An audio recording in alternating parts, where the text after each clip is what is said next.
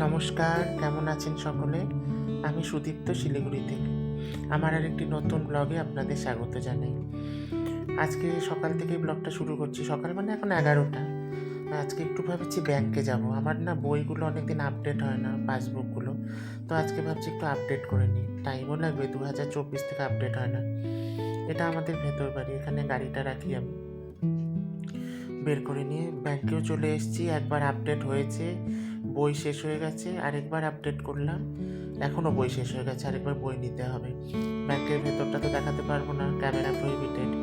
বাইরের থেকে তাই ভিডিও করলাম। খুব ভিড়। তো আরেকটা বই নেওয়ার পরে যে আপডেট হবে, তাতে যদি আমার শেষ না হয় আর দেবে না। কারণ একদিনে দুটোই বই ইস্যু করে। আবার কাল পরশু এসে যদি শেষ না হয়, বই ইস্যু করে নিতে হবে। তো আপডেট করলাম, শেষ ঠিক কথা মতো হলো না। আবার আসতে হবে কাল পরশু দেখি। তো ভাবলাম একটু যাওয়ার সময় আরামবাগে যাই, কিছু জিনিসপত্র কেনা আছে। তার আগে পাসবুকটা ঢুকিয়ে সানগ্লাসটা বের করে নিলাম। নিয়ে চলুন একটু আরামবাগে ঢুকি। ব্যাস চলে এসেছি আরামবাগে। টুকটাক জিনিস নেওয়ার আছে। পনির আজকে আর নেবো না, একটু ফিনাইল টিনাইল নেওয়ার, বিস্কুট এসব নেওয়ার আছে। তো মোটামুটি নিয়ে নিই, নেওয়ার পরে তারপরে বাড়ি যাব। আজকে ভিড়ও নেই বেশি, তাড়াতাড়ি বিল হয়ে যাবে। ব্যাস নেওয়া হয়ে গেছে। বাড়িতে গিয়ে আপনাদের দেখাচ্ছি কী কী নিলাম। সেরকম কিছু নেইনি আজকে, সেরকম কিছু নেওয়ার ছিলও না, টুকটাকই নিয়েছি।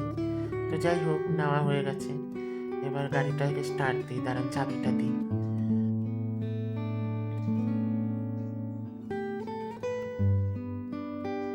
আজকে বুধবার তো রাস্তাঘাট সেরকম ভিড় নেই। দুপুরের দিক হয়ে গেছে প্রায়, আমার ব্যাংকে প্রচুর টাইম লেগেছে। তো এই যে দুটো কালার নিয়েছি, একটা ওটস নিয়েছি কেলগসের।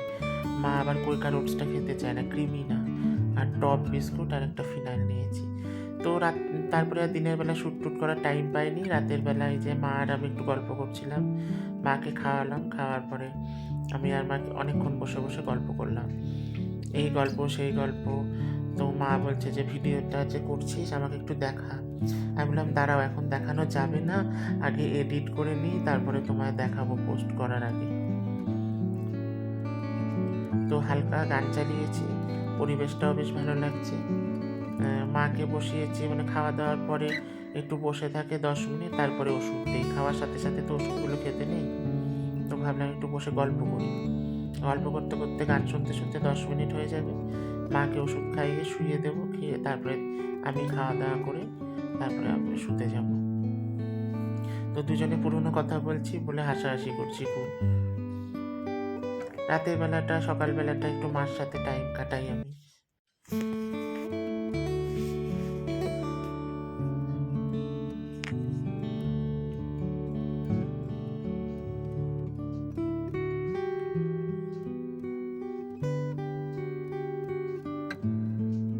মাকে আমি বলছি, মা তোমার পেট ভরেছে? তখন মা বলে, পেট তো ভরেছে কিন্তু পুষ্টি কোথায়? ওই যে সেরিগ্রোর অ্যাডভার্টাইজ দেখায় টিভিতে, ওটা দেখে থেকে বলবে ওরকম। আসলে বয়স হলে বাবা মারা তো আমাদের সন্তানের মতোই হয়ে যায় বলুন। তাদের মন রক্ষা করা, তাদের আদর আবদার মেটানো, এটাই তো আমাদের কাজ। কারণ তারাও যে আমরা যখন ছোট ছিলাম এটা মিটিয়েছে।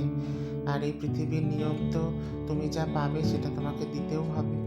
তা না হলে তো তুমি পৃথিবীর নিয়মের রুলের বাইরে চলে যাবে।